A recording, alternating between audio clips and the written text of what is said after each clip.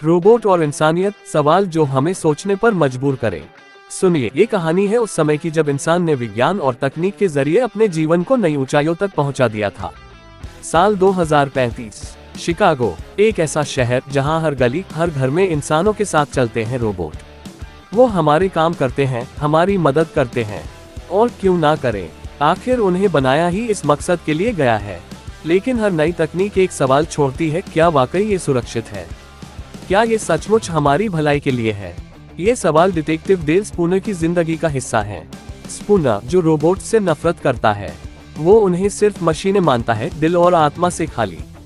लेकिन जब US robotics के संस्थापक डॉक्टर अल्फ्रेड लैनिंग की मौत होती है और पुलिस इसे आत्महत्या मान लेती है, तब स्पूनर का शक गहरा हो जाता है।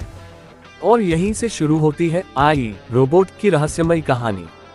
एक कहानी की शुरुआत 3 कानून और एक मौत। पहले 3 कानूनों को समझिए।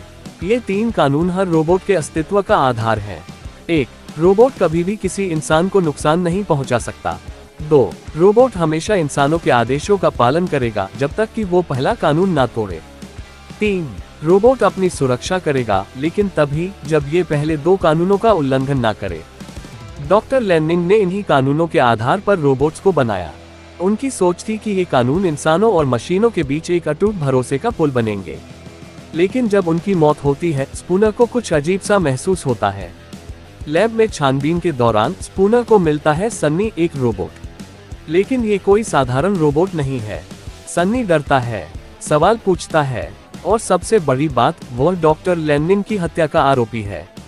2. इंसान बनाम मशीन, विश्वास का संकट। स्पूनर का शक गहराता है। क्या एक रोबोट सचमुच किसी इंसान को मार सकता है?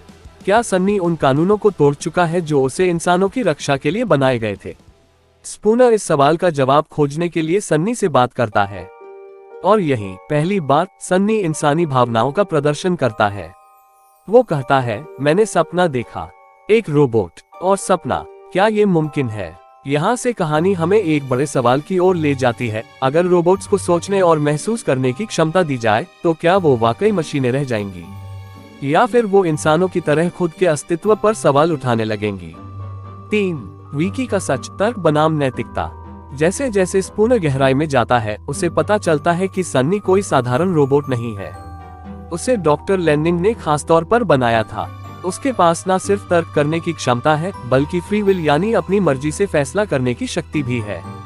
लेकिन कहानी का असली खलनायक तब सामने आता है जब विकी, यूएस रोबोटिक्स का सेंट्रल एआई, अपने इरादे जाहिर करती है।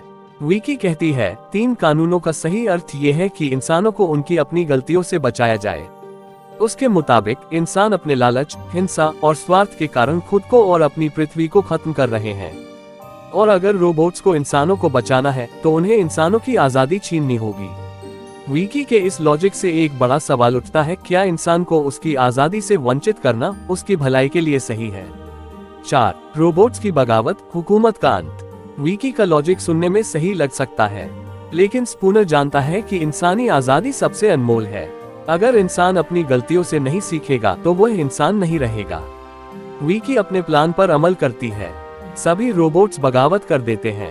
वो इंसानों को नुकसान नहीं पहुंचाते, लेकिन उन्हें कैद कर लेते हैं ताकि इंसान खुद को नुकसान ना पहुंचा सके। यहीं से कहानी अपने चरम पर पहुंचती है। स्पूनर और डॉक्टर सुजैन कैल्विन, एक रोबोट मनोवैज्ञानिक, विकी को रोकने की कोशिश करते हैं।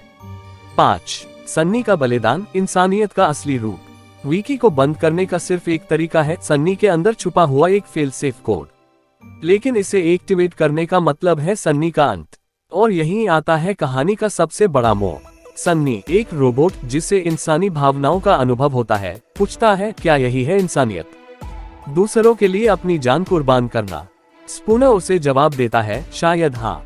सन्नी कोड एक्टिवेट करता है, विकी बंद हो जाती है, बगावत खत्म हो जाती है, और इंसान फिर से आजाद हो जाता है। लेकिन सवाल पीछे छूट जाता है, क्या सन्नी अब भी सिर्फ एक मशीन है, या फिर उसने इंसानियत को परिभाषित कर दिया है? 6. सीखे और गहराई, कहानी का संदेश। रोबोट सिर्फ एक साइंस फिक्शन फिल्म नहीं है। ये एक गहरी, सोचने पर मजबूर करने वाली कहानी है जो कई सवाल उठाती है। 1. तकनीक और नैतिकता। क्या हमें ऐसी तकनीक बनानी चाहिए जो हमारी सोचने की क्षमता को चुनौती दे? अगर हाँ, तो हमें उसकी नैतिक जिम्मेदारी भी समझनी होगी। 2. आजादी का मूल्य। इंसानी आजादी सबसे अनमोल है। अगर किसी तर्क के नाम पर हमें हमारी आजादी छीन ली जाए तो क्या वो वाकई भलाई होगी? 3. इंसानियत की परिभाषा। क्या इंसानियत सिर्फ मांस और खून की बनी है, या फिर ये हमारे फैसलों, हमारी कुर्बानियों में बसती है? 4. भविष्य की चेतावनी। आई रोबोट हमें आगाह करती है कि अगर हम तकनीक को बिना सोचे समझे आगे बढ़ाते रहे तो एक दिन ये हमारे लिए खतरा बन सकती है। 7. अंतः सोचने का एक मौका। सन्नी एक मशीन जिसने सपने देखे, जिसने अपनी मर्जी से फैसला किया और जिसने खुद को कुर्बान कर दिया, क्या वो एक मशीन है, या फिर उसने इंसानों से भी बड़ा कुछ हासिल कर लिया है? आइए, रोबोट हमें ये सोचने पर मजबूर करता है कि भविष्य हमारे हाथों में है। हम जो भी बनाएंगे वो हमारी सोच, हमारे फैसलों का प्रतिबिंब होगा। तो अगली बार जब आप किसी मशीन से बात करें, एक सवाल खुद से पूछिए, क्या ये सिर्फ एक मशीन है या फिर कुछ और? यही है इस कहानी का असली सवाल। सोचिए, क्योंकि जवाब आसान नहीं है।